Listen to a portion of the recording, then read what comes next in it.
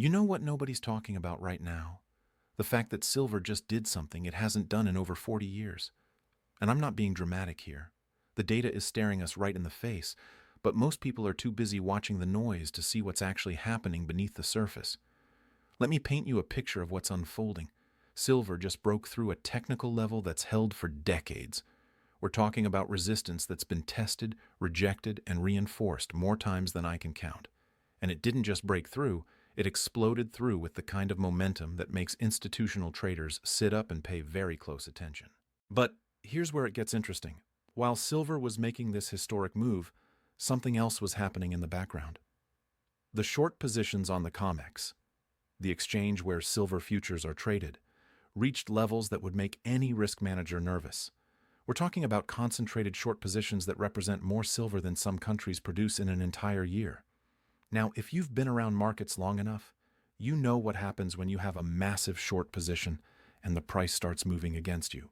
It's not pretty. It's actually one of the most violent moves you can witness in financial markets, because shorts don't have the luxury of waiting it out. They have margin calls. They have deadlines. They have bosses screaming at them to close positions before the losses get worse. And that's exactly the setup we're looking at right now. Let me take you back to a moment in history that most people have forgotten. January 1980. Silver was trading around $15 an ounce at the start of the year. By the end of January, it hit $50. That's a 233% move in 30 days. Not 30 months, 30 days. What caused that? A short squeeze. The Hunt brothers had been accumulating physical silver, and when the shorts realized they couldn't deliver the metal, panic set in. Traders who had sold silver they didn't own suddenly needed to buy it back at any price. And when everyone's trying to exit through the same door at the same time, prices go parabolic. Now, I'm not saying we're going to see a 233% move in 30 days, but I am saying the conditions are eerily similar. Actually, they might be worse. Because back in 1980, the short positions were concentrated in a few hands. Today, they're spread across banks, hedge funds, and institutional players who all think they're hedged, until they're not. Here's what most people don't understand about silver. It's not just a precious metal, it's an industrial metal. Every solar panel needs silver. Every electric vehicle needs silver. Every smartphone, every computer, every 5G tower, they all need silver. And unlike gold, which mostly sits in vaults, silver gets consumed. It gets used up in manufacturing processes where it can't be economically recovered. So while demand is exploding, and I mean truly exploding with the green energy transition, supply is barely keeping up. Mine production has been essentially flat for years. The easy deposits have been found. The high-grade ore is gone.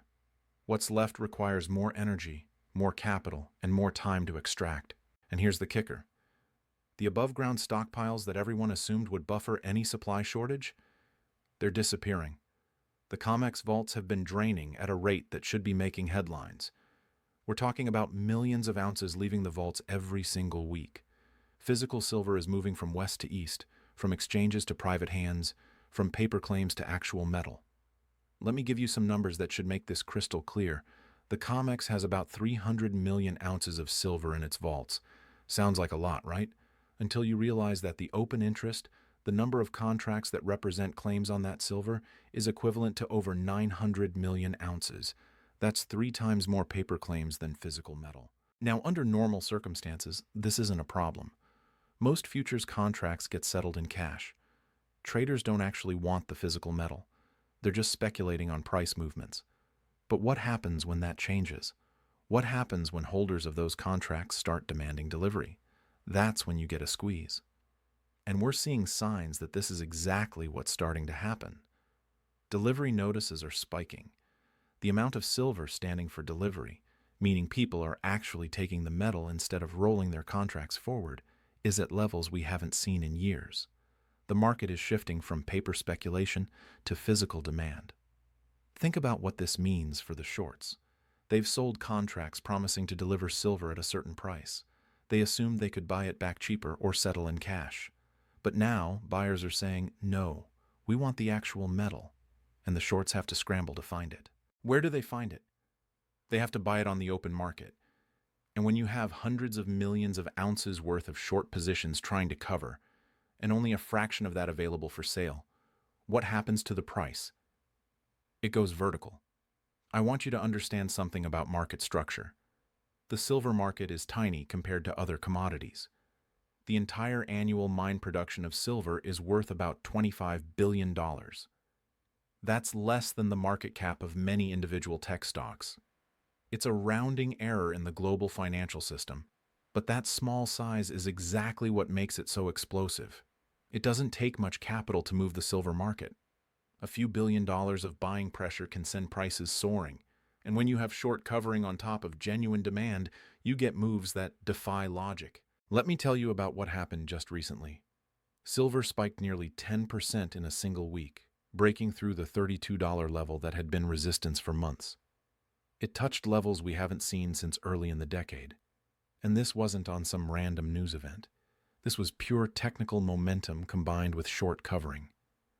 The COMEX tried to cool things down. They always do when volatility spikes. They raised margin requirements, making it more expensive to hold positions. But here's the thing, that move backfired. Instead of calming the market, it forced more shorts to cover because they couldn't meet the higher margin requirements. It added fuel to the fire. And now we're in this fascinating moment where the shorts are trapped. If they cover, they push prices higher, which triggers more covering. If they hold on, they're betting that prices will come back down before their losses become unbearable. It's a game of chicken, and the clock is ticking. Now, let me shift gears for just a moment because this is important. If you're sitting on retirement accounts, maybe you've got $100,000 or more in a 401k or IRA, you need to understand how precious metals can fit into that picture. I put together a free guide on how gold IRAs work, how you can get physical gold into your retirement account without triggering taxes or penalties. It's in the description below. Worth checking out if you're thinking about diversifying beyond traditional stocks and bonds. All right, back to what's happening with silver. Here's another angle most people miss. Central banks have been buying gold at record levels. We're talking about hundreds of tons per quarter. China, Russia, India, Turkey, they're all accumulating. And while they're focused on gold, that's creating a spillover effect into silver. Why? Because silver is gold's little brother. When gold moves, silver follows. But it doesn't just follow, it amplifies. Silver is more volatile. It has a higher beta. When gold goes up 10%, silver might go up 15% or 20%. And when gold goes down 10%, silver can drop 15% or 20%. It's a leverage play on precious metals. But right now, we're in an environment where gold is making new all-time highs. It's broken out of a multi-year consolidation, and silver is starting to catch up. The gold-to-silver ratio, which measures how many ounces of silver it takes to buy 1 ounce of gold, has been historically high. It's been sitting above 80, sometimes above 90. Historically, that ratio averages around 60, and there have been periods where it's dropped to 30 or even lower. If we're heading back toward historical norms, and gold stays elevated, silver has massive catch-up potential. We're talking about a scenario where silver could double while gold only goes up 20% or 30%. That's the kind of move that changes portfolios. That's the kind of move that creates generational wealth for people who position themselves correctly. Now let me address the elephant in the room. Why should you believe this is different from all the other times people have called for a silver squeeze? Fair question. Because there have been false alarms before. There have been rallies that fizzled out. There have been predictions that didn't pan out. Here's what's different this time. The fundamentals have never been this strong. The supply-demand deficit is real and growing. Industrial demand is not going away. It's accelerating with the energy transition. And the financial system is more fragile than it's been in decades. We're living in a world where governments are running trillion-dollar deficits as far as the eye can see, where central banks have printed more money in the last few years than in the previous century, where debt levels are at all-time highs, and there's no realistic path to paying it down. In that environment, hard assets matter. Things you can hold, things that can't be printed, things that have intrinsic value, they become increasingly important. And silver checks all those boxes. But there's another layer to this. The geopolitical situation is shifting in ways that favor precious metals. We're seeing de-dollarization accelerate. Countries are settling trade in their own currencies. The BRICS nations are talking about a gold-backed currency. The dollar's role as the global reserve currency is being questioned, in ways it hasn't been since Bretton Woods. What does that mean for silver? It means that as confidence in fiat currencies erodes, people look for alternatives, and silver, with its dual role as both money and industrial metal, becomes incredibly attractive. Let me give you a specific example of how this plays out. India has been one of the largest importers of silver for decades. It's deeply embedded in their culture: silver jewelry, silver coins, silver utensils. But in recent years, India's imports have surged beyond cultural demand. They're importing silver for industrial use, for solar panels, for electronics manufacturing. And India isn't alone. China is doing the same thing. They're building out massive solar capacity. They're electrifying their vehicle fleet. They're upgrading their infrastructure. All of that requires silver. And they're not just buying it on the spot market. They're securing long-term supply agreements. They're investing in mines. They're stockpiling. When you have the two most populous countries in the world competing for a finite resource, what happens to the price? It goes up. It has to. There's no other outcome. Now let's talk about the technical picture, because this is where things get really interesting. Silver has been in a consolidation pattern for over a decade. After the 2011 peak near $50, it crashed and spent years building a base. It tested the $15 level multiple times. It formed what technicians call a cup and handle pattern, a long rounded bottom, followed by a consolidation. That pattern is one of the most reliable bullish formations in technical analysis. And when it breaks out, the measured move, the expected price target based on the depth of the pattern, is substantial. We're talking about potential moves to $50, $60, even $70 or higher. But here's what makes this setup so powerful. It's not just the technical pattern. It's the fact that the pattern is forming at the same time as all these fundamental drivers are aligning. Technical analysis works best when it confirms what the fundamentals are already telling you. And right now, everything is pointing in the same direction. The moving averages are aligning. The 50-day is crossing above the 200-day, what traders call a golden cross. Momentum indicators are turning positive. Volume is increasing on up days and decreasing on down days, which shows accumulation. Every technical signal you'd want to see before a major move is flashing green. And then there's the sentiment picture. This is crucial. For a market to have room to run, you need skepticism. You need people who don't believe. You need shorts who think they're smart. Because those are the people who provide the fuel for the next leg up when they're forced to cover. And we have that in spades right now. Despite silver's recent strength, sentiment is nowhere near euphoric. Retail investors aren't piling in. There's no mania. There's no front-page news coverage. Most people still think of silver as that thing their grandparents collected. That's perfect, because it means we're still early. It means the real move, the move that gets everyone's attention, is still ahead of us. Let me paint you a scenario of how this could unfold. Silver continues grinding higher, testing resistance levels. The shorts keep adding to their positions, convinced that it's going to roll over. But it doesn't. It consolidates, builds energy, and then breaks out to new highs. That breakout triggers stop losses and forces some shorts to cover. The covering pushes prices higher, which triggers more stops and more covering. Momentum traders see the move and jump in. Retail investors start paying attention. Media coverage increases. And suddenly, you have a self-reinforcing cycle. At some point, the move becomes parabolic. Prices start gapping up on the open. Trading gets halted multiple times due to volatility. The COMEX raises margins again, but it doesn't matter. The shorts are in full panic mode, buying at any price to close their positions. That's when silver goes from 35 to 50, then from 50 to 70.